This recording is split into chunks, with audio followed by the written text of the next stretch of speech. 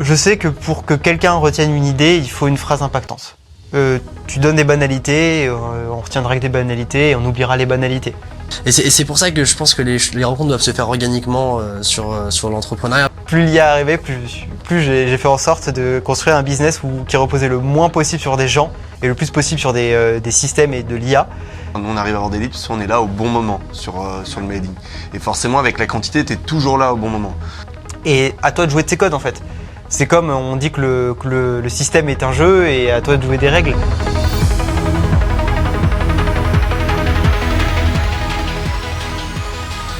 Bienvenue sur Décroche ton téléphone, le podcast qui accompagne les entrepreneurs dans leur croissance de 1 à 10. Je suis William, Alexis, et aujourd'hui on a un nouvel invité, Louis. Louis, si tu veux te présenter, la parole est à toi. Enchanté, du coup je m'appelle Louis. Actuellement j'ai 25 ans, je suis à Lyon aussi comme vous.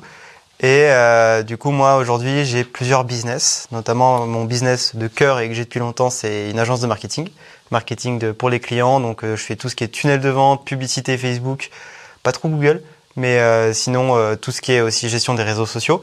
Et à côté j'ai aussi ma chaîne YouTube que j'ai lancée il y a maintenant ça va faire 3 ans. Là on est au début octobre, donc ça va faire 3 ans, et où je parle de sujets d'actualité autour de la société, autour de la politique, autour du business aussi en général et de l'argent. Et là à côté, du coup, j'ai lancé tout un programme d'accompagnement où j'aide du coup des jeunes à se lancer dans leur business. Je les forme en marketing et je les aide à trouver leurs premiers clients pour qu'ils puissent réussir. Ok, trop bien. La partie YouTube est super intéressante. Alors, l'autre également, bien entendu. Si on commence sur YouTube, par exemple, comment en 3 ans, on passe de 0 abonné à 253 000, si je dis pas de bêtises? Tu dois mieux connaître les stats. Ouais, alors, je regarde pas trop les stats du jour au jour, mais je sais que je vais être autour de 250, 260. Du coup, beaucoup de travail. Aussi, parce que j'aimais beaucoup la plateforme. Ça doit faire 15 ans maintenant que je regarde du YouTube. Je suis un vieux de la vieille, je regardais Diablo X9 au début. À l'ancienne, vraiment l'ancienne. Et j'ai toujours aimé faire des choses sur la plateforme. Au tout début, en 2012, j'ai fait des vidéos sur les cartes Pokémon. On parlait juste avant de sur quoi on s'était lancé sur YouTube. Et là, je me suis lancé il y a 3 ans, du coup, sur plein de sujets comme ça qui m'intéressaient. En fait, à ce moment-là, en gros, je voyais des vidéos YouTube et je me disais, putain, mais j'aimerais bien. Il y a quelque chose que j'aimerais bien dire aussi, parce que soit les sujets étaient pas traités ou pas traités comme moi j'aurais bien aimé le traiter. Du coup, je me suis dit vas-y, je vais tester de traiter comme je le pensais, et finalement ça a bien fonctionné. Bon, après, il y a eu des process et tout au fur et à mesure, mais ouais, ça a commencé comme ça en gros YouTube. Ouais, non mais je comprends bien. Et typiquement quand on se lance de zéro, il y a un peu cette phase de traversée du désert, j'imagine. Tu l'as peut-être pas vécu, ce moment où t'as fait ta première vidéo YouTube. Elle est intéressante, tu as mis de l'énergie. Est-ce que ça perce direct? Est-ce qu'il faut faire 15-20 vidéos? Ça peut intéresser les auditeurs, même si on parle rarement de la partie lancement, mais ce côté vecteur de visibilité, c'est quoi l'aventure du démarrage vraiment YouTube, d'un point de vue stade, d'un point de vue est-ce que je continue, ou est-ce que c'était que le kiff qui te drivait, enfin, quid de tout ça? Alors, il y a toujours eu un petit peu cet aspect business avec YouTube, parce que quand je me suis, on va dire, j'ai eu plusieurs tentatives de me lancer sur YouTube. Première, c'était en 2012, j'étais fait cartes Pokémon. Bon, là, il y avait 0 tentative business, c'était juste parler de cartes Pokémon parce que j'avais envie de parler de ce que j'aimais. Après, j'ai voulu me relancer sur YouTube. En fait, j'ai eu plein de tentatives, genre en 2017. Et là, ça a été un petit peu commencé tentative business. Parce que j'ai lancé sur la timidité et la confiance en soi. J'étais encore au lycée, j'avais un appareil dentaire et tout, et je me suis dit vas-y, je vais me lancer dessus et je vais essayer de parler de sujets, puis après peut-être vendre une formation ou quoi. J'avais déjà commencé à entendre parler de ça. Et en gros, ouais, il y a eu une énorme traversée du désert, parce que depuis 2017, ça m'avait jamais quitté l'idée de me lancer sur YouTube, de faire quelque chose sur YouTube. Mais j'avais jamais réussi à trouver la bonne façon de faire pour moi et de continuer de persévérer. Donc en gros, en 2017, je me suis lancé une première fois, mais ça avait pas trop marché. J'ai réessayé en 2019 où je parlais plutôt de style vestimentaire, alors je vais dire séduction sans forcément dire séduction, je donnais pas des conseils de drague de rue, mais par exemple de bien s'habiller pour plaire aux femmes et d'autres conseils, genre éviter les blancs, etc. Et à chaque fois, en fait, je faisais quelques vidéos, mais ça marchait pas trop. Et même à un moment, j'avais même essayé une première fois de faire des documentaires, un petit peu ce format documentaire que j'ai aujourd'hui, sur des sujets de pop culture. Genre j'avais parlé de réussite jeux vidéo et manga, Arcane, si vous voyez la série. J'avais parlé de Demon Slayer, j'avais parlé de la PS5, etc. Et même là, en fait, ça marchait pas trop parce qu'en gros, même si j'avais tout le temps YouTube en tête, bah en gros, j'avais pas une bonne façon de réfléchir et surtout, bah le rythme était trop erratique. Je sortais une vidéo, puis 3 mois plus tard une autre, et j'avais jamais le temps de progresser et de m'améliorer. Et en fait, ce qui a changé il y a 3 ans quand je me suis lancé vraiment, à ce moment-là, j'avais 50 abonnés. Donc en septembre 2022, j'avais 50 abonnés. Et ce qui a vraiment changé à cette époque, c'est que je me suis dit, vas-y, je fais une vidéo par semaine, qu'importe ce qui se passe. Au point où il y a des moments où j'étais malade, j'en pouvais plus, j'étais totalement KO, enrhumé et je pouvais plus bouger limite, mais je tournais quand même. Et du coup, il y a certaines vidéos que je peux revoir où je sais qu'à ce moment-là, j'étais totalement malade. J'ai fait pas mal de vidéos comme ça. Où en gros l'idée c'était toutes les semaines faire une vidéo pour m'améliorer, faire des sujets aussi, essayer d'améliorer chaque fois un petit truc pour chaque sujet. Et en gros, à ce moment-là, à partir du moment où tu décides de faire des vidéos où tu sais que c'est des vidéos qui peuvent plaire à une audience parce que bah tu commences à comprendre la formule, à ce que les autres font qui fonctionne et que tu essaies de le répliquer toi aussi sur tes propres sujets à toi et que tu as ce rythme hebdo de t'améliorer, bah en fait au fur et à mesure tu fais des vidéos de mieux en mieux et qui vont attirer de plus en plus d'audience et c'est comme ça que ça a fonctionné au tout début, quoi. Ouais, de mieux en mieux, malgré toi, j'allais dire. Ouais. Mais tu vois, c'est totalement notre chaîne YouTube, en fait. T'as sorti une vidéo par semaine on a fait une chaîne YouTube en interne chez Convertix pour essayer d'aller chercher de la visibilité auprès des clients. Alexis a eu le mérite de le faire, là où moi, j'ai mis dans mon agenda, je suis jamais passé à l'action. C'est exactement la problématique qu'on a. On en a sorti 3. Depuis, plus rien, finalement. Je sais pas, Bah, de toute façon, moi je le vois sur la production de contenu, il y a ce côté aussi très organisationnel qu'il faut tenir. J'imagine que tu avais une date dans ton agenda, que tu avais le matos qui était tout prêt à tourner, que tu avais limité la friction pour pouvoir justement tenir le rythme. C'est vrai qu'on le voit et c'est hyper important pour pouvoir vraiment garder le rythme et produire du contenu et on l'a pas tenu finalement parce que on n'avait pas aussi les ressources, la personne peut-être en interne qui nous disait fais ci, qui nous organisait le tournage pour qu'on soit prêt à tourner. C'est vrai qu'on a un peu besoin de ça et c'était le but aussi de prendre un nouveau collaborateur, une nouvelle collaboratrice en charge de com pour nous aider sur ce sujet-là. Moi, je voulais rebondir du coup sur ce que tu disais par rapport à YouTube. On va faire un peu le parallèle avec le business. Sur YouTube, on voit beaucoup de créateurs de contenu pour monétiser ça, parce qu'il y a un moment quand tu passes ton temps à faire des vidéos, que c'est ton kiff et même ton activité principale. Il y a aussi le côté où il faut en vivre. Alors on voit beaucoup d'acteurs qui font du placement de produits. Il me semble que c'est pas ton cas. Toi, t'as choisi une autre direction sur la partie monétisation entre guillemets. Comment t'arrives à faire le lien avec tes business actuels sur la partie YouTube et comment finalement t'arrives peut-être à gagner ta vie avec ça? Ouais, je vois. Bah du coup, en gros, moi, si j'ai pas voulu faire des sponsors de base, c'était pour pas être bridé, parce que bah je connais aussi Nassim de base et je connais aussi d'autres youtubeurs. Enfin, je connais, on va dire, grâce au business et grâce aux connexions. Même avant de me lancer, je connaissais déjà d'autres personnes qui s'étaient lancées sur YouTube ou même simplement de les entendre parler, on va dire, dans leur FAQ, etc., dans leurs vidéos. Bah moi, en fait, les sponsors, j'ai jamais trop aimé ça parce que soit la marque te bridait, te forcer à le faire à un tel moment de la vidéo, la sponsor, et moi, je sais que j'ai l'habitude de skip les sponsors à chaque fois que je regarde une vidéo. Et sinon, bah en fait, des fois, c'était des marques qui n'étaient pas forcément alignées avec ce que je promettais. Par exemple, jamais il me serait venu à l'idée de faire une sponsor pour des jeux vidéo mobiles, alors que je dénonçais les addictions sur les réseaux sociaux ou les addictions au téléphone. Donc, un peu par la force des choses, je me suis dit, vas-y, je vais faire mes propres produits. J'ai plutôt sponsorisé mes propres produits où j'ai 100% du contrôle dessus. Je peux 100% choisir comment je fais la sponsor de ce produit et tout ce que je peux dire dessus et comment le dire. Donc, en fait, c'était parti un petit peu de ça. Au tout début, quand je me suis lancé avec plutôt on va dire, un peu l'aspect business en ligne. Parce que, en fait, j'ai toujours voulu parler de sujets qui m'intéressaient.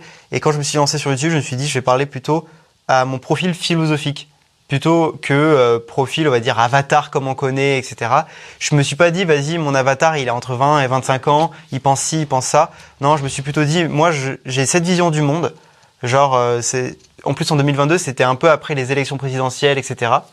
Et en fait, pour parler rapidement politique, à ce moment-là, je me suis dit, En fait, il y avait beaucoup de youtubeurs, même de créateurs de contenu de droite, qui te disaient que la politique, ça servait plus à rien, ou dénonçaient beaucoup ce qui se passait, mais pour moi, ça sonnait tout le temps creux parce qu'il n'y avait pas de solution.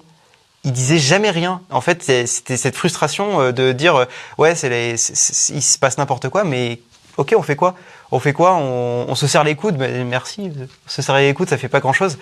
Et je me suis dit, mais moi, en fait, j'étais déjà dans le business, vu que j'avais déjà mon agence. Je me suis dit, mais en fait, moi, ce qui m'a sauvé, c'était d'avoir mon business, parce que en fait, la liberté financière, c'est super important. Et je me suis toujours dit, tant que mon message reste la liberté financière, je peux dire plein de sujets différents et toujours le rattacher à mon message et parler de sujets qui m'intéressent, qui sont connexes ou même qui n'ont pas de rapport direct, mais en fait, toujours ramener le sujet vers la liberté. Et c'est comme ça que j'ai commencé un petit peu à me diversifier dans plein de sujets différents, parler de politique, parler on va dire, d'addiction aux réseaux sociaux, etc., qui concernent toujours un petit peu cette notion de liberté dans le sens large. Et en fait, c'est là que j'ai commencé à faire du coup ce genre de contenu, où j'ai commencé à du coup monétiser mes propres produits. Et au fur et à mesure, j'ai eu d'autres idées de produits parce que je m'étais dit sur YouTube, en fait, tu deviens influenceur. En fait, tu deviens pas. Je réfléchissais YouTube en mode, je suis influenceur, créateur de contenu. Je suis pas en mode businessman. Du coup, je fais d'abord des vidéos pour YouTube, pour réussir sur YouTube et pas pour développer mes business. Et en fait, derrière, je suis par contre influenceur de mes propres business. Et donc, en fait, les deux marchaient ensemble, ce qui faisait que je grossissais énormément sur YouTube. Mais à la fois, vu que j'étais influenceur de mes business, je pouvais faire la promotion de mes business. Ouais, c'est ton call to action à la fin. Enfin, ouais. Côté plus formation, du coup, parce que moi, je savais pas que t'avais une agence de marketing digital avant qu'on se croise au Balade Club. Pour moi, tu faisais, j'en sais rien d'ailleurs. Mais, la formation, du coup, est-ce que tu peux en parler un peu? C'est le moment, autopromotion à ce niveau-là. Et, c'est quoi la conversion, ça te drive, t'as combien de vues, qui t'amène combien de personnes? Les Français veulent savoir. Ouais, déjà, il y a un truc où il faut être 100% au clair, c'est que moi, aujourd'hui, j'ai plus de 250 000 abonnés. Mes taux de conversion par rapport à une chaîne centrée uniquement business qui a 250 000 abonnés, évidemment, ils sont moindres. Ils sont moindres parce que, c'est sûr, j'ai pas une audience qui est uniquement concentrée sur le business. Seulement, j'ai plein d'autres points positifs que que je suis très satisfait d'avoir.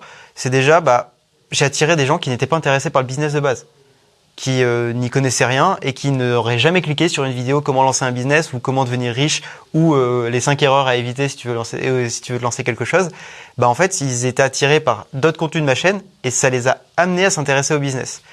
Autre point aussi positif, c'est que du coup, je suis pas connu que pour le business. Et je suis pas bridé sur le contenu que je fais parce que là on voit le premier youtubeur de France d'un point de vue business, aujourd'hui son contenu tourne en rond et il a un petit peu du mal à se renouveler. Et moi je suis pas bridé par rapport à ça. Et d'un point de vue taux de conversion, en fait aujourd'hui j'ai environ 1000 clients du coup dans mon accompagnement. Ce qu'il faut savoir, c'est que c'est un accompagnement du coup high ticket, hein, c'est un accompagnement du coup cher. J'ai monté toujours les prix. Au début, ça a commencé à 500 €, puis après 1000, 1500, 2000, et là, on est un peu plus, on est à 3000. Et mon idée, moi, c'était toujours d'essayer de faire le meilleur produit possible et d'aider vraiment les gens à se lancer avec, pour moi, je pense que je vous apprends pas, mais pour moi, la meilleure idée à se lancer pour se lancer dans le business, c'était une agence. Parce que c'est simple, tu apprends le marketing, ça te servira toute ta vie de savoir faire du marketing, et tu trouves des entreprises, parce que les entreprises te payent cher pour faire du marketing. Il est en train de créer de la concurrence pour nous. Mais après, de toute façon, c'est un business très tendance. T'avais la période SMMA, tu t'es lancé un peu vers cette période, la période où tout le monde utilisait l'acronyme SMMA. Dès qu'il y avait SMMA, ça faisait un peu scam, mais... J'ai jamais utilisé cet acronyme parce que pour moi, il était barbare, ça sonnait dropshipping. Exactement. Ça résonne pas dans la tête des gens et ça fait un peu arnaque. Ça résonne quand c'est creux, quoi. C'est le problème. Mais non, c'est super intéressant. Et typiquement, ta formation aujourd'hui, il y a pas de souci à ce que t'en parles, t'en fasses un peu la promotion. On trouve quoi dans ta formation? Là, nous, notre public, c'est plus des gens qui sont déjà lancés en entrepreneuriat. Quelqu'un qui est dans la phase de ce lancement. Je pense à Corentin, par exemple, avec son projet Fondalp. Lui, il peut avoir ce côté je veux me lancer. Il y a quoi dans la formation? Qu'est-ce qu'il peut y trouver? Et je sais pas, en termes de passage à l'action, il n'y a pas d'engagement, mais il peut espérer quoi au bout de 3 mois après avoir commencé ton accompagnement? Alors du coup, en gros l'accompagnement, je l'ai appelé sobrement l'incubateur. Moi, en fait, je suis parti du principe, les gens, en fait, avant même de lancer la formation, avec l'agence de marketing, je me suis dit, moi, quand je voulais recruter des gens, il y avait un truc qui me saoulait à chaque fois, c'est que les gens ne respectaient pas, on va dire, ma philosophie de travail, ou ne respectaient pas mes process, etc. Donc, avant même de lancer la formation, j'avais plein de process d'agence où je me suis dit, vas-y, je veux que mes process soient Google-proof. C'est-à-dire que même un Google complet qui ne sait rien faire, il sait cliquer sur 3 boutons, il sait faire le process, il sait faire, on va dire, toute la livraison, par exemple, d'un tunnel de vente, etc. Et en plus, maintenant, avec l'IA, ça a progressé encore plus. Et du coup, j'ai voulu implémenter tout ça dans mon agence. Du coup, déjà, la première chose qu'il y a dans l'accompagnement, c'est toute la partie, on va dire, livraison de services, où j'apprends plein de services marketing en ligne. Du coup, j'apprends principalement, du coup, site internet, SEO, il y a aussi community management, email marketing et Facebook Ads. Après, l'idée, c'est aussi de d'étendre à plein de services différents pour que les gens ils choisissent un peu celui qu'ils préfèrent, celui qu'ils ont envie de vendre. Et chaque service, du coup, est vraiment construit en mode, je t'apprends pas c'est pas une formation, c'est plutôt des process pour délivrer ce service. Parce que vu que c'était des services, soit que moi-même j'ai pu délivrer dans mon agence, ou soit que certains autres amis qui avaient leur agence ont pu délivrer. En fait, l'idée, c'était, tu prends le service de site internet, qu'est-ce que tu fais en premier? Du coup, tu fais l'audit, puis après, tu choisis le template, tu achètes le nom de domaine, etc. Donc, c'était vraiment détaillé comme ça, quoi. C'était détaillé en mode process. Et ensuite, après, il y a tout le programme, du coup, qui est là pour t'aider à lancer ton agence. Tu sais faire les services, maintenant, tu as le programme pour lancer ton agence depuis zéro. Donc, comment prospecter, les méthodes de prospection. Ou maintenant, moi, j'ai une philosophie un petit peu, vraiment, j'ai voulu pousser le truc en mode débile du début à la fin. C'est que moi, ma promesse de base, c'était de dire, en 2 heures par jour, tu peux faire 3 000 € par mois d'ici 90 jours. Sauf que, à la fois, pour beaucoup, ça paraît irréaliste. Et on se dit, mais c'est pas possible de réussir à faire 3 000 € par mois d'ici 90 jours en travaillant seulement 2 heures. Du coup, pour le prouver un petit peu et pour le montrer, j'avais décidé du coup, dans le programme aujourd'hui, moi, c'est pas module par module en mode, t'apprends un module 1 prospection, module 2 vente, etc.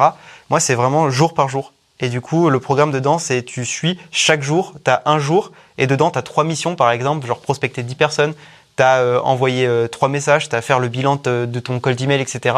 Et en fait, chaque jour, t'as des petites missions qui te prennent en moyenne 2 heures ou moins pour te lancer. Et au bout de 90 jours, pour moi, je suis 100% confiant sur le fait que si la personne répète ses actions pendant 90 jours, il trouvera forcément 2-3 clients.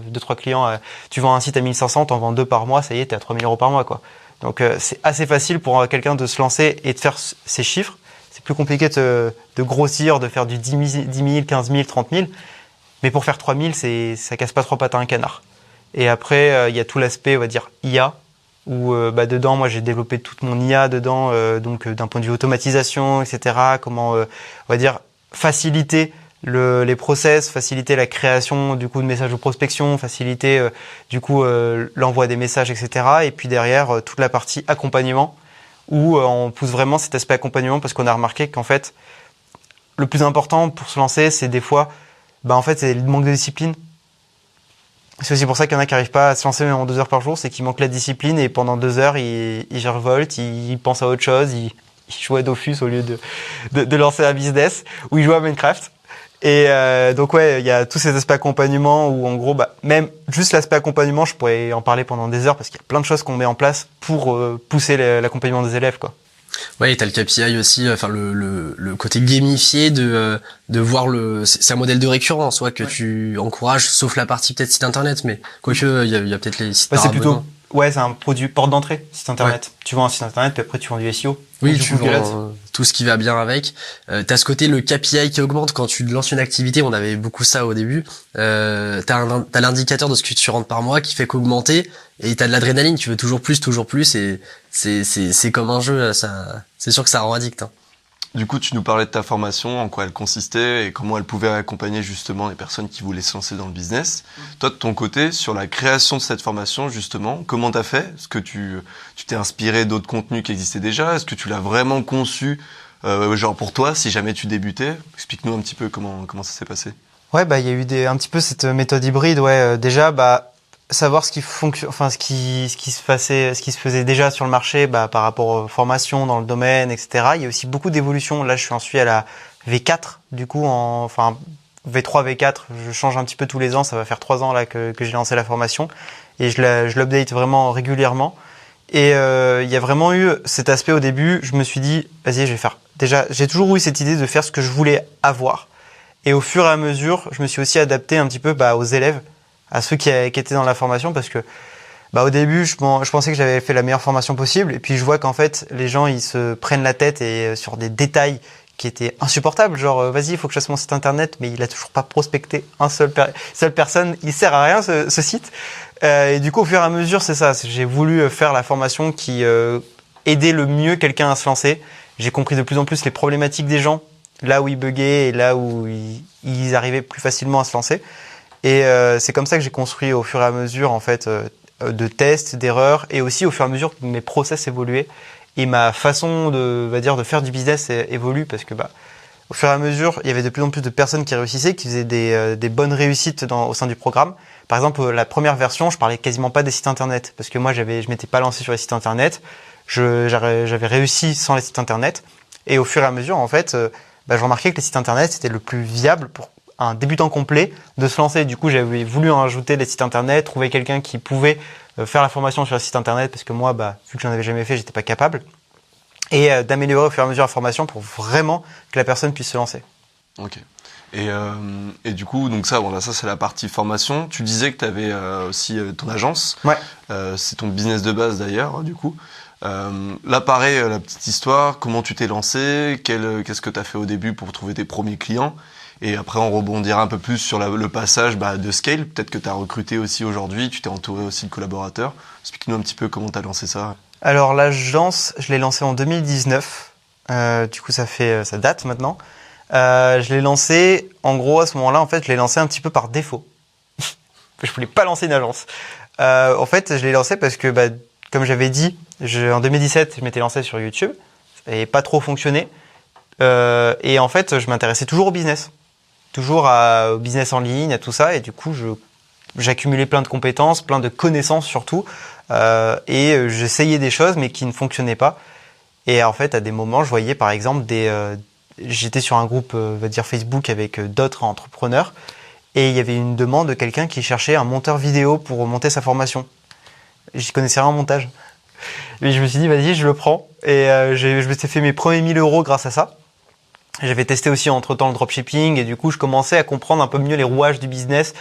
La pub aussi, vu qu'au début, l'Eldorado du dropshipping entre 2017 et 2018, c'était vraiment pub Facebook, c'était AliExpress, tout ça. Et en fait, je commençais à comprendre comment ça fonctionnait pour pouvoir après, au fur et à mesure, développer mes compétences dedans. Et en 2019, on a eu beaucoup... Je m'étais lancé à ce moment-là avec mon frère, on a eu énormément d'opportunités d'un coup. Déjà, on avait pris une formation sur le copywriting pour vraiment se développer.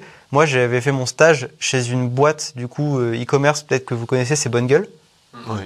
J'avais fait mon stage, du coup, d'études là-bas.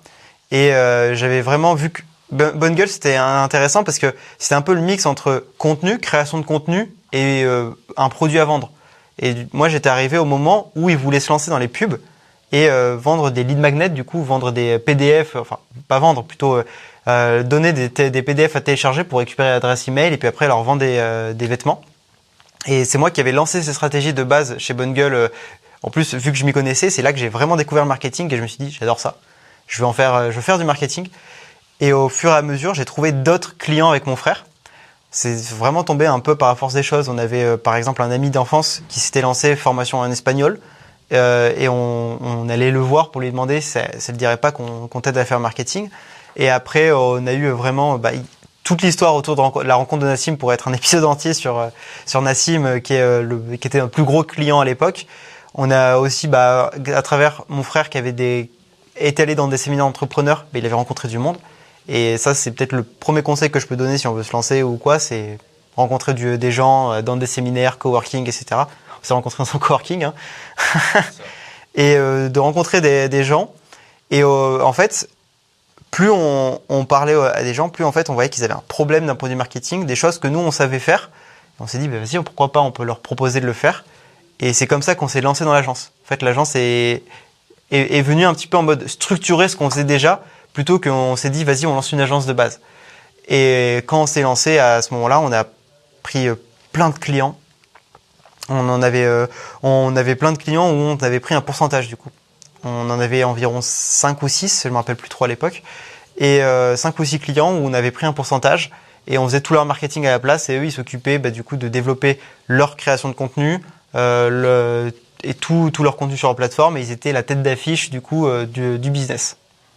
Ouais, mais ouais, alors du coup, il y a vachement ce côté où ça marche parce que tu les aides, mais ça devait marcher dans tous les cas. Enfin, il y a 6 ans de la visibilité, d'une certaine manière. Enfin, c'est très tracté par la visibilité leur succès. Donc toi, tu aides à transformer. T'as ce côté tunnel de vente, aider à la transformation.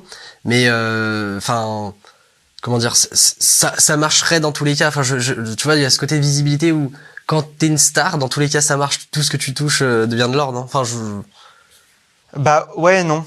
En fait, c'est sûr qu'ils ont des prédispositions en même temps en ayant lancé et en ayant une audience, mais les audiences sont très différentes. Déjà, on a eu des profils vraiment totalement différents. On a eu par exemple Nassim, qui quand on avait commencé à travailler avec lui, il avait déjà quelques centaines de milliers d'abonnés. Donc lui, c'est sûr, il avait des prédispositions. On lançait une vidéo, on faisait déjà beaucoup d'argent grâce à la vidéo qu'il lançait. Mais il y en a d'autres qui soit commençaient à avoir une audience mais ils n'avaient pas monétisé d'une bonne manière et du coup ils n'avaient pas beaucoup d'argent et donc là en fait c'était là que la puissance du coup de notre marketing fonctionnait.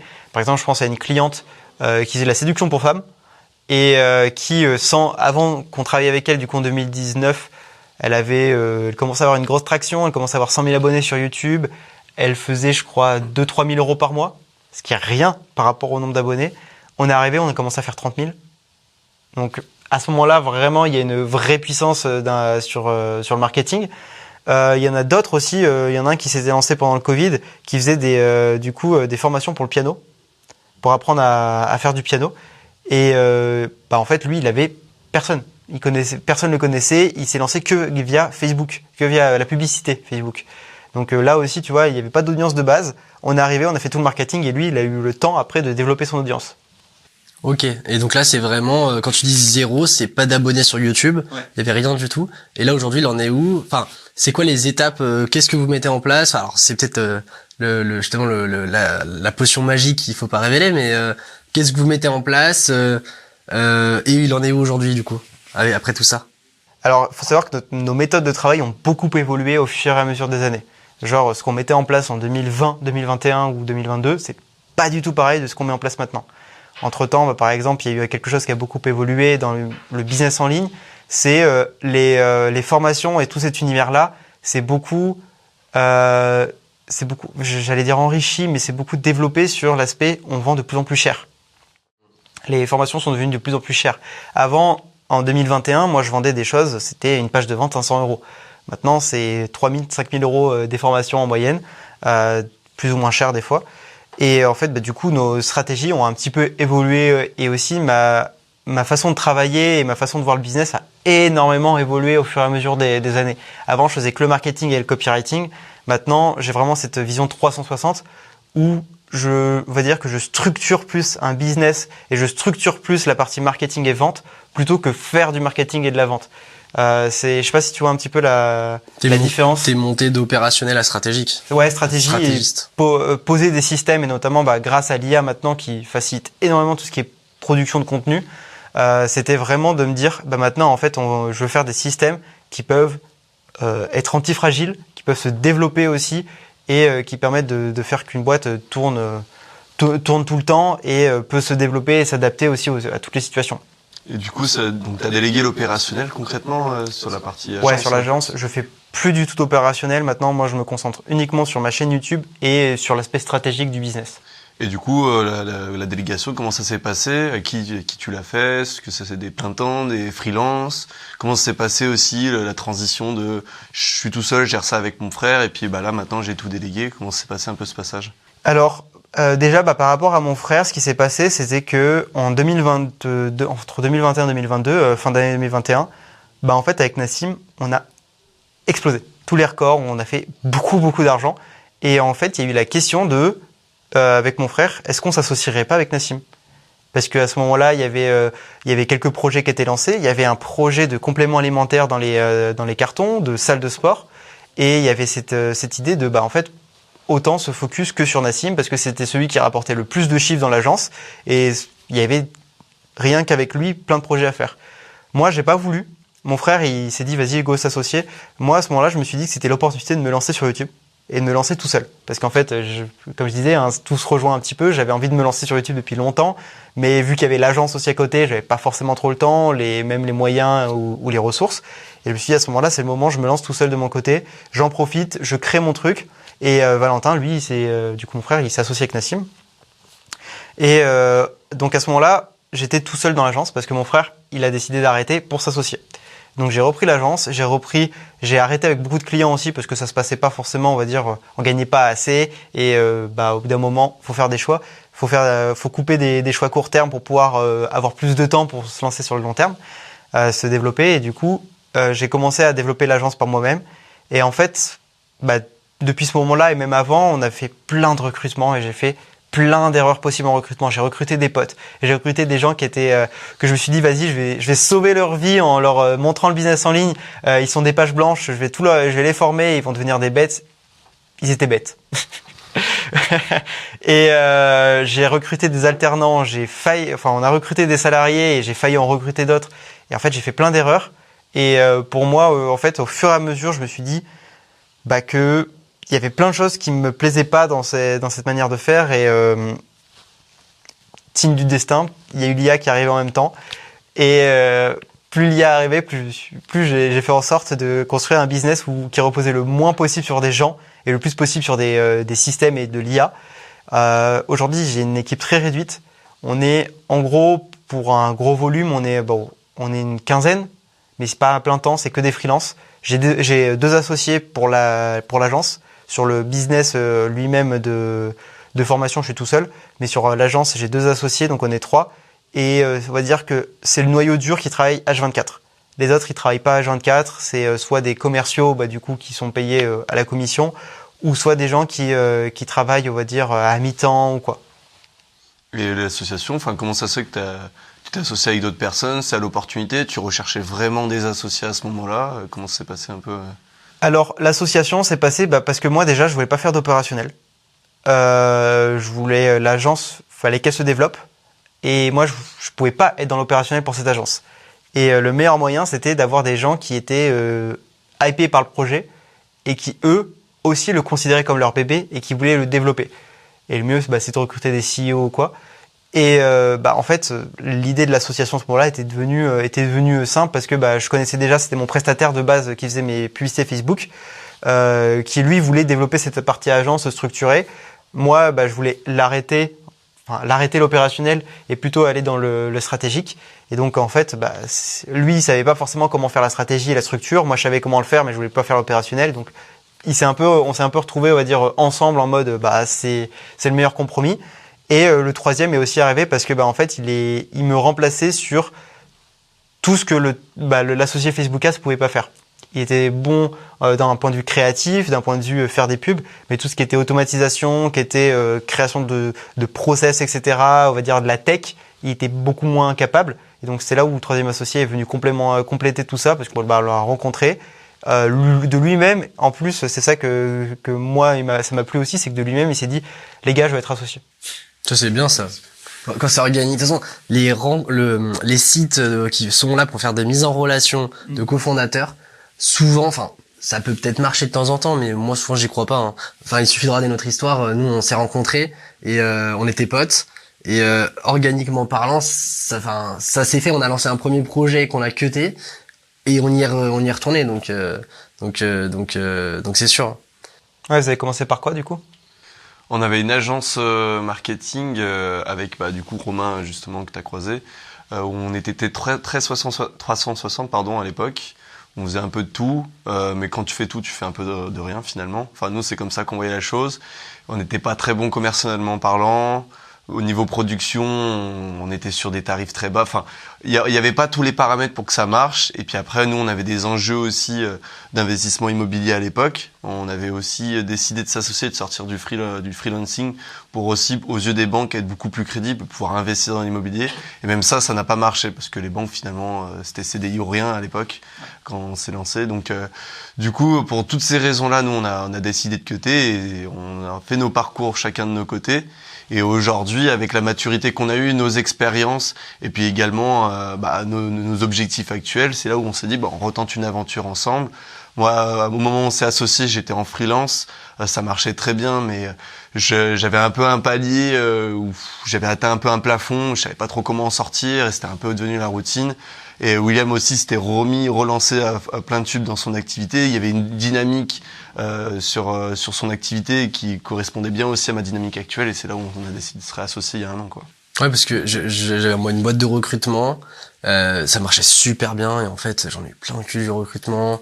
Je faisais de la chasse de tête, donc recruter ça va, c'est surtout recruter pour les autres qui était casse-pied, parce que tu trouves le profil introuvable, je sais pas, toi, tu veux un expert N8N, chose qui est très tendance. Tu trouves un expert N8N pour un client, le client dit ah ouais il est pas mal, du coup j'en veux bien un deuxième pour comparer. Sauf qu'en fait c'est un profil introuvable. Ou alors ah il est super, je vais en vacances, je l'appellerai dans 3 semaines. Et il part entre temps, ouais. Non mais il y a les profils vraiment difficiles pour lesquels ça vaut le coup de payer une boîte de chasse de tête. Ils sont disponibles 1 semaine, 48 heures certains. Moi je cherchais des architectes cloud pour Renault Trucks à Lyon. Les gens pensaient pouvoir les closer sur des process de 3 semaines, mais c'est 48 heures, il aurait une mission. Hein. Le gars, t'es pas le seul à le contacter. Alors la conjoncture a un peu bougé entre temps, mais le gars il peut aller chez SNCF à la Tour Oxygène. Enfin, il manque pas de mission. Donc j'en ai eu vraiment plein le cul de ça. Je suis retourné dans le digital, mes premiers amours. Et là, pleine balle. Je suis monté de 0 à 7000 de MRR, ce que j'avais fait en 2 ans et demi pendant mes études. Là, je l'ai fait en 2 mois et demi, quoi. Ouais. Donc, ça changeait quand même pas mal. Et la dynamique a fait qu'on s'est réassocié. Après, on a plein d'autres projets dont tu parles pas. On a eu de la junior entreprise. On a fait plein de tentatives. Ça nous brouillait les doigts de lancer des choses en Ouais, commun. vous aviez envie. Ouais, bah ouais, c'est sûr. Et c'est pour ça que je pense que les rencontres doivent se faire organiquement sur l'entrepreneuriat, parce que le côté, ces événements, rencontres ton cofondateur, ça doit être avant tout c'est une relation avant d'être juste du pur business, quoi. Ouais. Et c'est pour ça que c'est cool que ça se fasse organiquement, qui est un peu comme une évidence. Donc c'est comme ça qu'on fait une bonne fondation de boîte, à mon avis. Ouais, je crois beaucoup que l'association, c'est à la fois tu as choisi, à la fois tu as choisi pas. Je sais pas si vous voyez ce que je veux dire. Ouais. C'est en fait tu l'as choisi parce que tu peux évidemment choisir avec qui tu t'associes, mais il y a un peu cette idée de destin. En fait, tu peux pas forcer une association. Il y a un peu cette idée de je vois cette personne, elle me complète et on peut lancer un truc ensemble, ou on voit le truc à lancer ensemble. Et il y en a qui forcent l'association parce que par la force des choses, ils ont dû faire des choses en commun. J'ai 2 personnes en tête qui sont associées dans leur agence. Parce que ils avaient commencé à travailler sur un projet justement qui venait de moi. Genre j'avais recruté du coup 2 prestataires. Ils ont commencé à du coup travailler à côté et ils ont voulu s'associer après. Mais à la fois j'ai l'impression qu'ils se reprochaient des choses et ils étaient ils étaient pas complémentaires. Je sais pas si. Oui, c'était une association de papier. Au début, ouais. Pour moi, l'association, c'est comme une relation amoureuse. C'est un mariage. C'est un mariage. Je vois plus William que ma propre copine parfois sur certaines semaines. Et en fait, on peut pas forcer une relation amoureuse. Pour moi, l'association, c'est pareil. Et après, forcément, t'as le contrat, t'as le pacte d'associés, t'as tout ce qui va avec pour recadrer ça, comme le mariage finalement. Mais j'y crois pas du tout, moi, forcer sur une association. Et en plus, si tu commences à te reprocher des choses, que derrière tu sens qu'il n'y a pas le fit à 100%, faut être aligné, faut se compléter, mais il faut être un peu similaire. C'est un peu, faut pas se compléter parfaitement, faut pas non plus être trop similaire, je trouve. Il y a une espèce d'alchimie qui est pas explicable et qui fait que c'est bien de s'associer avec cette personne, quoi. Ouais, c'est sûr. La règle, c'est qu'il n'y a pas de règle sur ça, je trouve. Moi. Parce que t'as des gens qui sont hyper complémentaires, d'autres nous, on est très similaires, je dirais. On est très similaires à 90%. Les 10% qui nous séparent, c'est les atouts qui se complètent bien. Avant, moi, j'étais très rigoureux, je suis devenu très brouillon maintenant. Et sur ce côté très brouillon, toi, tu dis Google Proof, moi, je dis secpatisé. Toi, tu fais. C'est ma grand-mère doit être capable de faire ce qu'on fait avec les process. Ouais, c'est ça. On a fait les mêmes choses sur nos agences et finalement, c'est hyper pratique parce qu'il a créé le document hyper rigoureux qui fait que les salariés n'ont plus qu'à dérouler, quoi. Ouais. Donc ça c'est super pratique et moi je l'aurais fait mais j'ai switché de personnalité sur ces dernières années. Aujourd'hui c'est vraiment regarde comment je fais et fais comme moi, quoi. Et d'ailleurs j'ai tenté de faire un process pour le e-commerce, je l'ai pas bien fait parce que j'ai plus le mojo du process. J'ai perdu le truc. T'es devenu très fonceur, tu étais déjà très fonceur, tu l'es encore plus, t'es très bon de passer de 0 à 1. Moi je suis très mauvais pour lancer des choses. Je vais m'éparpiller, je vais voir la montagne à gravir, je vais pas avancer. Par contre, pour passer de 1 à 100, processiser, organiser, optimiser, c'est là où je suis meilleur. Et je trouve que c'est les 10%, comme tu disais, restants, où on se complète bien, c'est à ce niveau-là, quoi. Le business extrémiste et personnalité, je trouve. Enfin, ta personnalité générale. Ouais, mais carrément. Ah ouais. Ça, c'est pas mal comme manière de le dire. Et surtout qu'il faut foncer sur ce côté extrême, en fait. Ouais. Parce que c'est le call mailing, on pourra en parler après des méthodes de prospection, mais on peut en parler, hein. Mais le call mailing, nous on le fait en grande quantité. Moi j'ai cette approche très extrême dans la quantité, en fait. C'est-à-dire que on va dire il y a le côté qualité et quantité, Alexis ferait plus la partie qualité et moi quantité. La prospection par mail pour trouver des nouveaux clients pour Convertix, on a commencé au début, j'ai commencé avec ça devait être 300 mails par jour, ce qui était déjà pas mal. C'est déjà beaucoup, 300 mails. Tu devais avoir 10 boîtes mail qui tournent à plein régime. Alors exactement, mon infra au début c'était 30 j'avais une dizaine au début, j'en avais une dizaine qui envoyaient entre 20 et 30 mails par jour. Et en fait, étant donné que ça marchait bien, j'ai augmenté l'infra. Je suis d'abord ensuite passé avec une infra qui me permet d'en envoyer 600. Je suis monté à 1000, on est resté pendant très longtemps à 1000. Et là, on a continué à faire grossir l'infra, on est à 2500 mails par jour de capacité d'envoi. On a un nouveau problème, c'est qu'on n'a pas assez de mails de gens à contacter. Au bout d'un moment, on n'est pas aux US. Hein. Aux US, il y a plus de 30 millions d'entreprises. Et là, tu fais comment en France J'ai appliqué des méthodes US. Honnêtement. Enfin, je sais pas, Alexis, on fait comment? Après, on relance souvent les mêmes bases de données parce qu'en fait, finalement, vu qu'on a une approche très quantitative, dans 3 mois, les gens t'ont oublié. Sur la première infra, c'était William qui contactait. Là, sur la nouvelle, c'est moi. Donc, forcément, on peut recontacter les mêmes bases de données. Et en fait, sur les mêmes bases de données, William a eu des réponses que moi, je n'ai pas eues. Et j'ai eu des réponses que William n'a pas eues. Donc, finalement, on arrive à s'en sortir.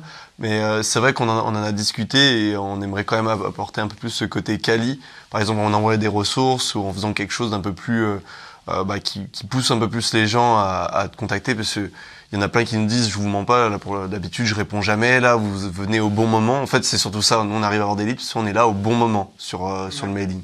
Et forcément avec la quantité, t'es toujours là au bon moment. Nous, c'est un peu notre manière de faire aujourd'hui, c'est la partie un peu quantitative. Après, peut-être toi que tu as une approche un peu plus quali à ce niveau-là. Je vais bien avoir ton retour du coup à ce sujet. Sur la prospection,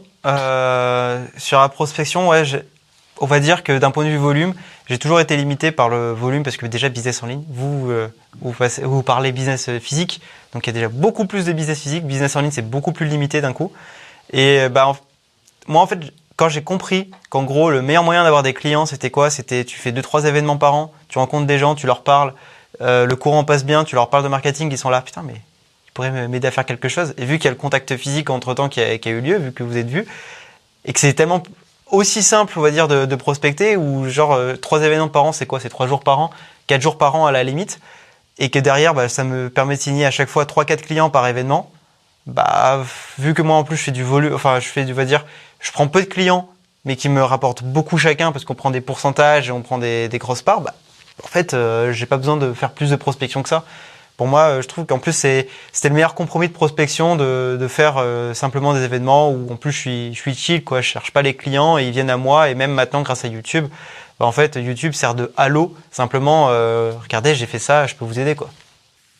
Ouais, non, mais il y a toujours un peu de frustration parce que de notre côté, quand on entend ce genre de discours, parce que ça doit bien fonctionner. Nous, on est pas sur du high ticket aujourd'hui. On est sur du high ticket par rapport à un solo local qui va vendre des prestations à 100 euros et que t'auras plus jamais au téléphone après. 100 euros par mois. Nous, on va plus être sur une moyenne vers les 700 euros. Et on va faire un travail que je juge quand même très qualitatif quand je le compare avec d'autres propositions de valeur à 2000 euros par mois. Mais ces clients qui payent 2000 euros par mois, nous aujourd'hui, c'est une anecdote. On travaille avec ce type de clients, mais la plupart de nos clients, enfin quand on leur dit 700, c'est déjà un prix exorbitant pour eux. Ouais, enfin, il y a un peu, tu les trouves où tes séminaires? Enfin, c'est tout bête comme question, mais parce que nous notre business fonctionne bien. Enfin, c'est pas parce qu'on facture moins cher que on fonctionne pas pour autant. Parce qu'on a une stratégie où on gère beaucoup de clients, on est très processisé. Comment tu trouves de manière aussi évidente des clients qui sont prêts à payer ces certains montants? Qu'est-ce qu'on doit remettre en cause de notre côté si jamais il y a quelque chose à remettre en cause et comment tu les trouves, ouais? Bah alors déjà aussi, je trouve ces clients parce que je fais des séminaires où ils y sont. J'ai pas une approche ultra commerciale. Je pense que je suis vraiment anti-vente parce que en fait maintenant moi j'ai pas besoin de clients de plus. Du coup quand je rencontre quelqu'un, je lui donne des conseils le plus de valeur possible. S'il veut se lancer même des fois je suis même en train de me dire je lui donne des conseils et j'ose espérer qu'il se lance par lui-même et qu'il n'ose pas me demander de travailler pour lui parce que ça fera plus de taf. Et en fait on va dire un peu cette idée on va dire anti-vente fonctionne. Je les trouve aussi par le fait que une rencontre en emmène une autre. Si tu pars du principe que on va dire un client ou un entrepreneur que tu rencontres peut en connaître 3 autres que tu ne connais pas, en fait tu vois d'un coup que tu peux étendre ton réseau comme ça, où tu fais une rencontre avec un gars, tu lui dis vas-y, ça te dirait pas de faire un restaurant, tu connaîtrais pas quelqu'un qui voudrait faire le resto avec nous ou quoi, et toi t'invites aussi une autre personne en échange. Et au fur et à mesure, c'est vraiment forcer, on va dire, les rencontres, faire du réseau et plus agrandir ton réseau et avoir que comme intention d'agrandir ton réseau et pas d'agrandir ton portefeuille client.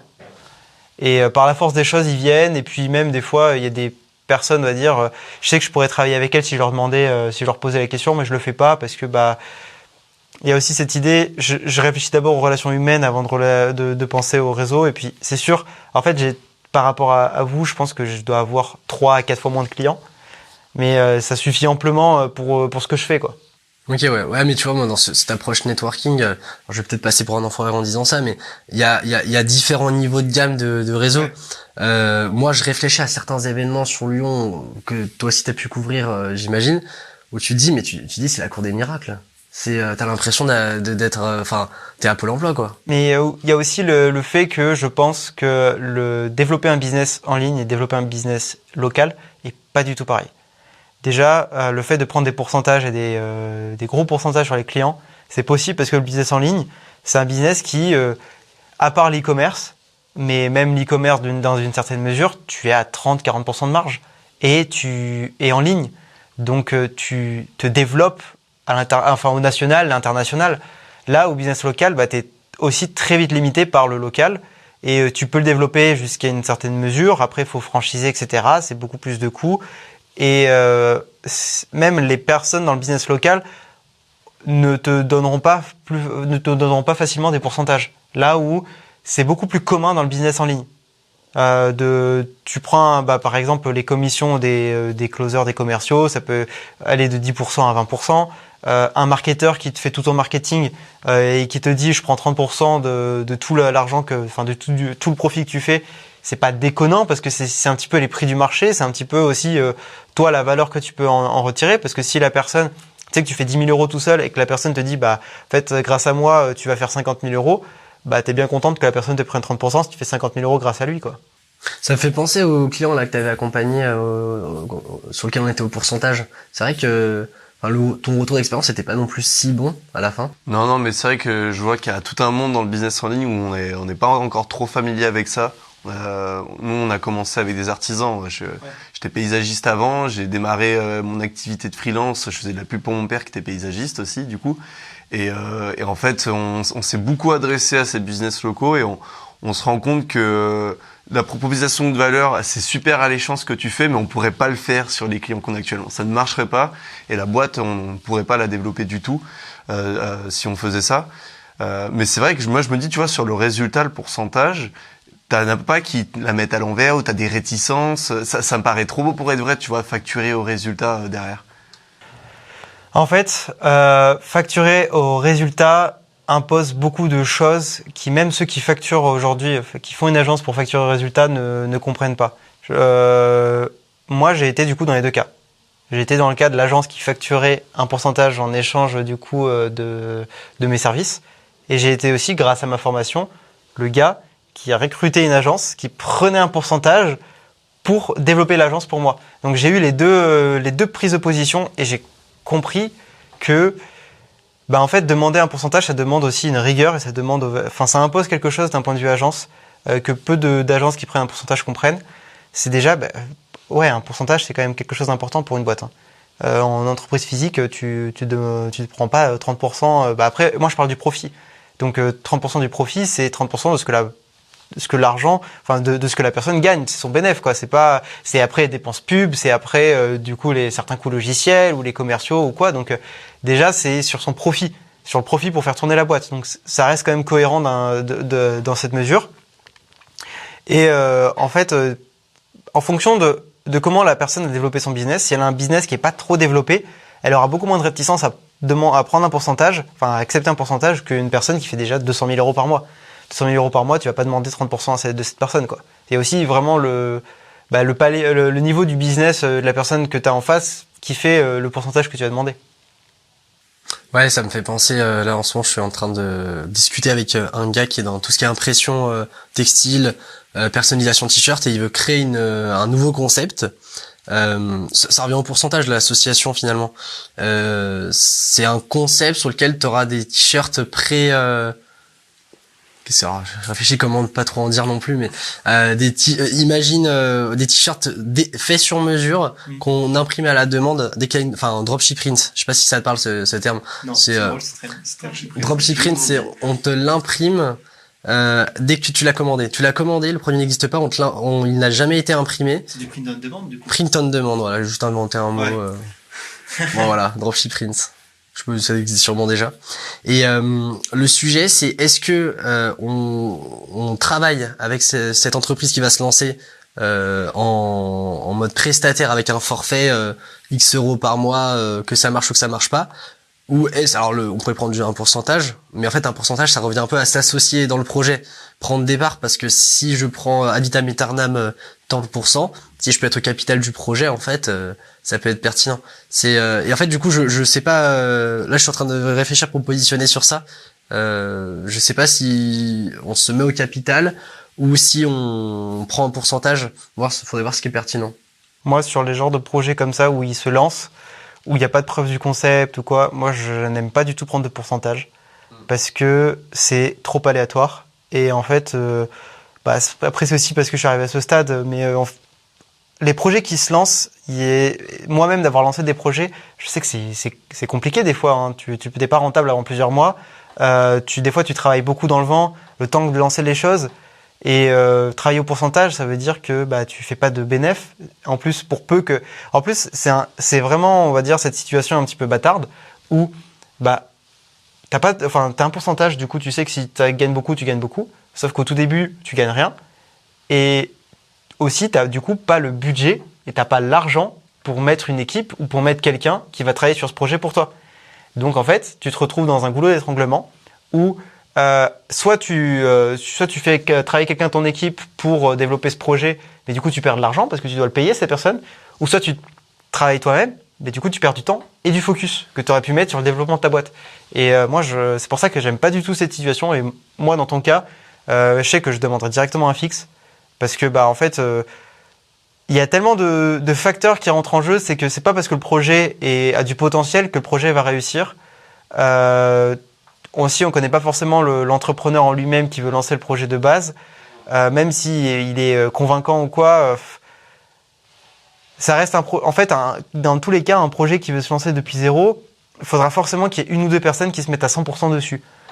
Et si la personne veut être à 100% dessus, lui, ok. Si la personne a déjà d'autres business à côté et qu'elle sera pas 100%, on va dire, engagée dessus parce que elle a d'autres responsabilités, non.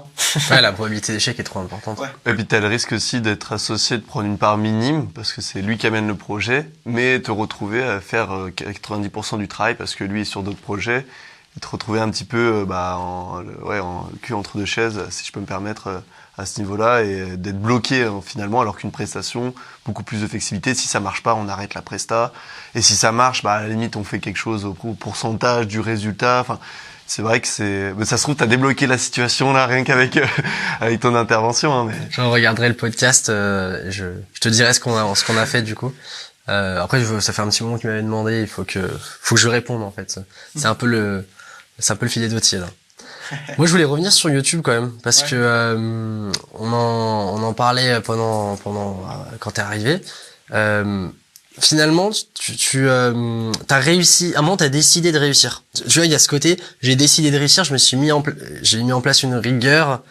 Il y a des choses qui sont faites pour marcher. Tu parlais d'une espèce de pas faire rentrer ta manière de voir YouTube dans YouTube, mais adapter les codes de YouTube. T'avais un discours assez intéressant sur ça, sur comment réussir sur YouTube.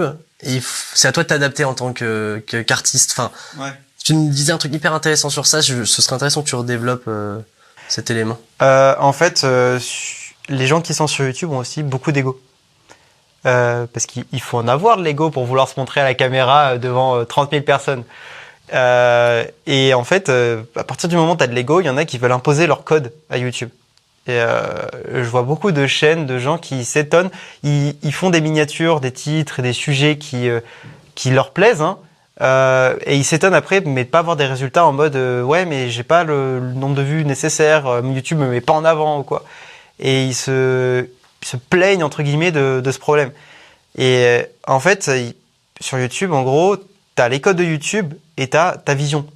Et beaucoup réfléchissent d'abord en mode je veux imposer ma vision à YouTube au lieu de réfléchir aux codes de YouTube et adapter ta vision à ces codes. Moi, justement, ce qui a fonctionné en mode recette secrète, c'était plutôt, il y a les codes de YouTube, j'accepte les codes de YouTube tels qu'ils sont, titre, miniature, ce qui fonctionne, et plutôt, je vais adapter ma philosophie, adapter mon message et adapter ce que je fais à ces codes plutôt que d'imposer les miens. Parce que, en fait, au bout d'un moment, YouTube, c'est un algorithme qui fonctionne sur l'humain. Si l'humain, il fonctionne comme ça, accepte l'humain tel quel.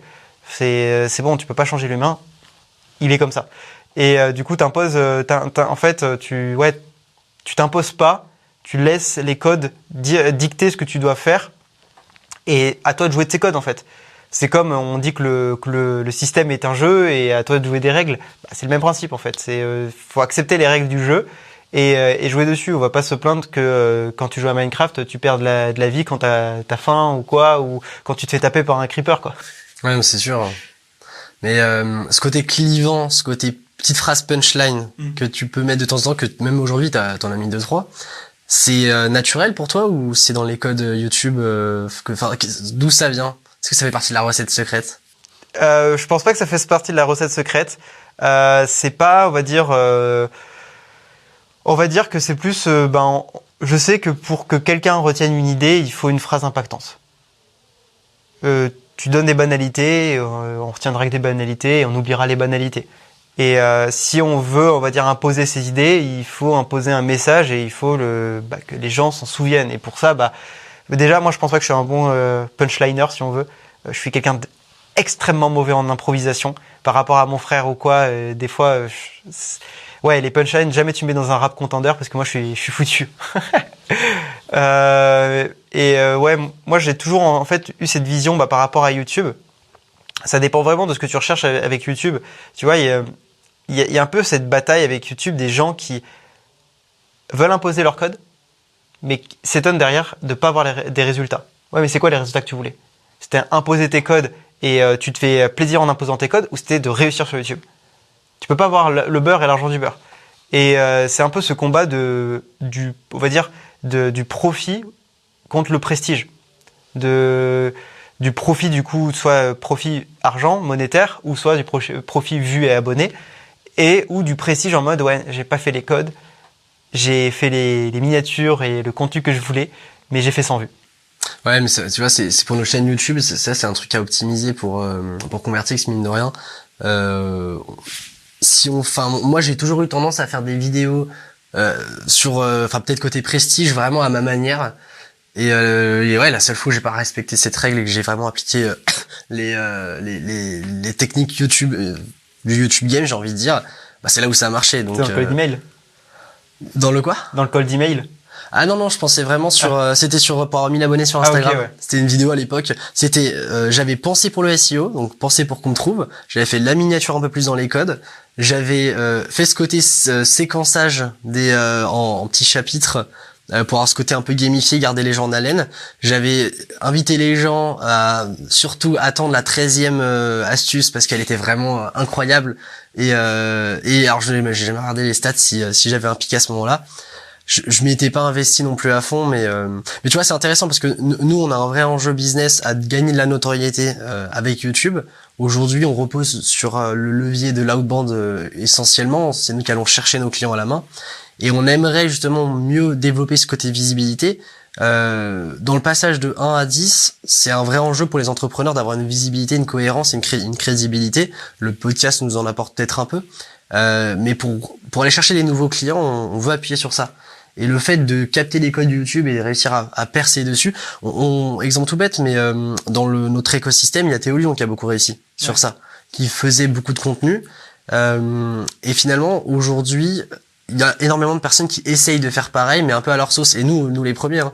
Et en fait, peut-être qu'on devrait juste épouser ce qui a marché chez les autres, refaire la même chose à notre manière, j'allais dire. Refaire la même chose avec notre tête dessus, et peut-être que ça nous permettra de mieux percer. Je sais pas si t'as 2-3 conseils, si tu peux nous faire une prescription pour que nous on puisse... L'idée que tu parles de Théolion est super intéressante parce qu'elle ça amène une autre idée que je voulais, c'est que les gens voient Théolion aujourd'hui, ils se disent je vais faire du Théolion, et ils font le contenu que Théolion fait aujourd'hui. Mais ils n'ont pas regardé ce qu'il faisait avant, et ce qu'il faisait qui lui a permis d'aller là où il est aujourd'hui. Et si on regarde Théolion au tout début, il faisait du contenu tourné vers le profit. Des conseils Facebook, des conseils en tout genre, et développer, on va dire, cet aspect business et trouver des clients. Et le combat, en fait, profit contre prestige. Donc, qu'est-ce que tu choisis de mettre en premier? Plutôt l'aspect prestigieux et qu'on ait une bonne image de toi, ou l'aspect, le profit de ta boîte, ou la métrique pure de réussite financière ou de vue, etc. Et en fait, quand tu mets d'abord en priorité le profit, au tout début, quand tu lances le projet, tu vas avoir des résultats, et rien ne t'empêche après de mettre en place la partie plutôt prestige, d'appuyer sur cette partie prestige, parce que en fait, tu as le profit maintenant, et surtout, tu as eu les résultats, tu as plus de visibilité. C'est ce que fait Théolion. Les contenus Théolion aujourd'hui fonctionnent beaucoup moins qu'à l'époque, peut-être, ou font moins de vues ou quoi, mais ça reste des contenus qui lui plaît plus. Mais maintenant, il peut se permettre de faire ça parce que il a les personnes qui le suivent. Et du coup, si tu veux un conseil, on va dire, pour lancer l'aspect organique ou quoi, c'est d'abord privilégier ta boîte. Quel est le mieux pour la santé de ta boîte? C'est d'avoir, on va dire, une belle maison, mais qui est pas du tout fonctionnelle, ou c'est d'avoir une maison moche, mais où tout le monde peut dormir. Il y a une cuisine qui fonctionne. Chacun, on va dire, peut aller à la salle de bain et tout. En fait, c'est vraiment ça le combat au début. Et puis après, en fait, ok, t'es une maison moche, mais rien ne t'empêche de la retaper ensuite pour la rendre toute jolie. Ouais, finalement, c'est appliquer les concepts du marketing à YouTube. C'est-à-dire pas vouloir imposer sa vision, mais proposer, faire une offre qui plaît, en fait, aux besoins, finalement, qui comble le besoin et qui répond aux besoins de ces personnes-là. Et en fait, c'est ça, c'est appliquer les codes de base du marketing, mais sur YouTube, finalement. Ouais, c'est ça. Moi, j'ai une autre excuse pour galérer. On est trop à le faire. On est trop dans le marketing digital. On n'a pas notre place parce qu'il y a déjà 18 000 mecs. Peu de barrière à l'entrée, surtout. Il n'y a pas de barrière à l'entrée. Et si on développe notre chaîne YouTube, on sera qu'une chaîne YouTube parmi les autres. Est-ce que ça va nous empêcher de percer, ça? En fait, il y a déjà plus de 1 million d'entreprises en France. Donc va toucher toutes tes entreprises, tu fais 100 vues, ton concurrent fait 100 vues, vous ferez pas les mêmes vues, vous trouverez pas les mêmes personnes. Il y a aussi en gros, j'ai compris quelque chose par rapport aux concurrents, tout ça, c'est que À partir du moment où tu développes, on va dire, ta personnalité sur YouTube, que vous allez forcément faire d'une manière ou d'une autre en faisant votre contenu, ben en fait, tu auras forcément des clients qui sont plus attirés par ta personnalité et des clients qui sont plus attirés par la personnalité d'une autre personne. Mais c'est pas parce que c'est ton concurrent que en fait il va te manger des parts de marché. C'est vraiment quand on parle de gros poissons, de grosses chaînes ou quoi, qu'on peut vraiment dire qu'il y a cet aspect concurrentiel en mode, par exemple là en ce moment dans Near Business en ligne, il y a cette tendance des challenges. Et là au moment où on parle, il y a 3 gros infopreneurs qui font un challenge en même temps. Du coup, qui se bouffent parce qu'ils ont des budgets colossaux, mais eux, c'est des budgets, c'est entre 500 000 et 1 million d'euros dépensés en 10 jours. Bah là, ils se bouffent des parts marché parce que, en fait, au bout d'un moment, quand tu dépenses autant, mais à partir du moment où toi, t'es, on va dire, un petit poisson, en fait, tout le monde est un petit poisson. On va dire, le seul moyen de savoir si ta théorie est bonne ou pas, si, on va dire, vous êtes trop haut, c'est d'essayer. C'est de voir si sur le marché, en fait, bête et méchamment, tu te dis pendant 90 jours à 6 mois, je fais une vidéo par semaine. Orienter résultat en mode métrique, la plus importante, c'est d'avoir des calls. Et tu vois si ça fonctionne ou si ça fonctionne pas. Et au bout de 6 mois, tu t'appliques ta théorie à la lettre. Tu vois, pour moi, ça boucle. En gros, c'est la boucle du feedback. Tu as une hypothèse, tu fais une action, tu as un résultat, et du coup, tu peux faire un feedback de ce résultat, et puis après, de recontinuer avec une nouvelle hypothèse, etc. Merci Louis d'être venu pour ce podcast. J'espère que tu as passé un bon moment. Ouais, merci pour l'invitation.